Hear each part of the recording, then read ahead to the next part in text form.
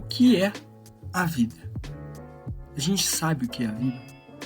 A gente fala que a vida é isso, a vida é aquilo, só que a gente nunca parou pra pensar o que realmente é a vida. E quando a gente para, a gente não entende o que realmente é a vida.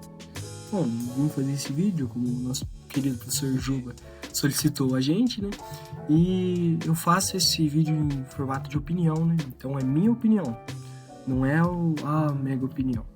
Mas então eu vou começar aqui com um sentido filosófico, que os filósofos, as filosofias, as escolas filósofas que tem aí, fala sobre isso. Bom, a filosofia define a vida como a experiência, a consciência, refere-se à capacidade de perceber, sentir e refletir sobre a própria existência, que é a filosofia de René Descartes, que é o penso logo existo. Ele falava que se eu questiono a minha existência, eu existo. Agora, no estoicismo, é concebido a vida como uma aceitação de ordem cosmética e prática de virtude, independente das circunstâncias externas. Eles pensavam que a vida tinha que ser aceitada. O que acontecesse, aconteceu. O que acontece, está acontecendo. E a gente tem que aceitar. A gente perdeu um celular, perdemos um celular. Fazer o quê? É o famoso fazer o quê, né? Bom, na sociologia, a vida não é compreendida apenas como um fenômeno individual, mas como um processo fundamental, social e coletivo. A disciplina busca entender como a vida se estrutura e organiza e transforma nas sociedades. Então eles pensavam que a vida em si é um fenômeno individual, um fenômeno de cada um. E cada um tem o seu jeito, tem a sua forma. E a disciplina individual de cada vida, cada estrutura de vida, cada conceito da nossa vida, entende? Bom, também vim aqui falar sobre o ateísmo, o catolicismo e o judaísmo, que são filosofias de vida, mais ou menos, né?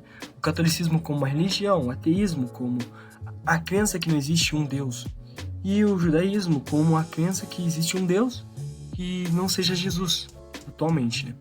Bom, o catolicismo, ele ensina que a vida é o divino dado sobre Deus e que a gente tem que se submeter às regras do catolicismo, os 10 mandamentos ou alguns mandamentos da igreja, para que a gente vá para o céu.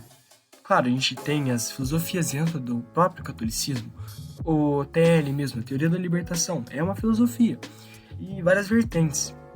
Bom, o catolicismo ele nos ensina que independente do que a gente faça, a gente vai ter o perdão de Deus e a possibilidade, a chance de ir para o céu, que para muita gente é muito importante. Bom, ele também preza pelo perdão ao próximo, da gente entender o que a gente está sentindo e perdoar o próximo, aquelas pessoas do nosso redor. Bom, o ateísmo, a vida para eles não tem propósito cosmético ou divino predeterminado. Então, nada que Deus falou, Jesus falou quando esteve na Terra, importa para eles, porque eles não têm essa definição. E eles acham que é um processo natural, um processo de você vive, você cresce, você faz o que você quer e depois você morre, sem fazer o que Deus quer, sem seguir o catolicismo em si. Bom, o judaísmo ele é a vida presente, valoriza o dado por Deus e preserva-la. É uma obrigação religiosa suprema. A existência tem propósito em cumprir a lei, Torá. Viver eticamente, contribuir para a comunidade e melhorar o mundo. Então eles têm a Torá, que é o livro de regras dele, e as leis dele, né? Que não foi passado por Jesus, né?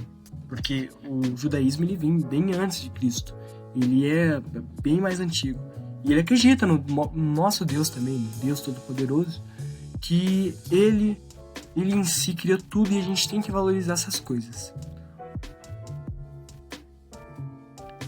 Bom, para as pessoas não tem um sentido tão teológico assim, é mais sentimental, porque cada indivíduo é um indivíduo diferente.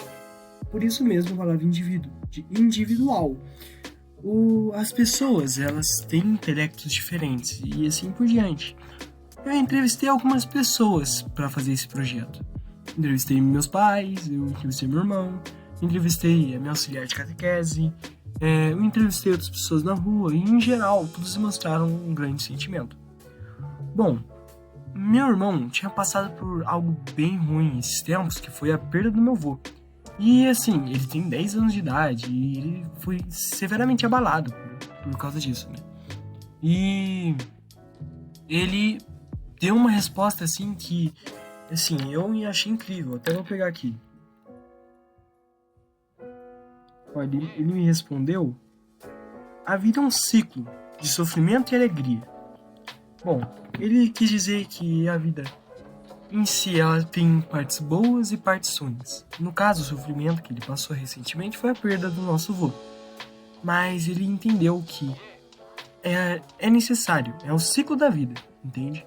Eu também perguntei para minha auxiliar de catequese e ela me deu uma resposta mais pro catolicismo, falando que a vida é algo que Deus nos deu, e é algo divino que interessa a gente procurar e explorar e entender a religiosidade, entender como que como é que funciona toda a Santíssima Trindade, como é que a igreja se fundamenta.